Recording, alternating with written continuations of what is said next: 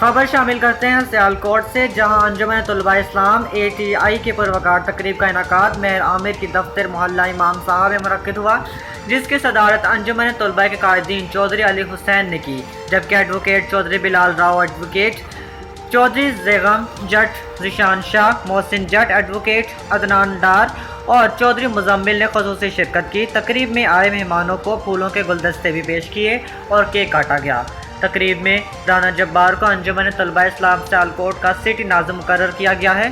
तकरीब में शिरकत मेहमानों ने और अंजुमन तलबा इस्लाम की पूरी टीम ने राना जब्बार को सिटी नाज़िम बनने पर मुबारकबाद पेश की और नेक ख्वाहिशात का इज़हार किया। राना जब्बार ने बयान में कहा है कि हम सियालकोट में अंजुमन तलबा इस्लाम के लिए अपनी जद्दोजहद को भरपूर तरीके से जारी रखे हुए हैं और अपनी टीम के लिए हिमा वक्त हाजिर रहेंगे।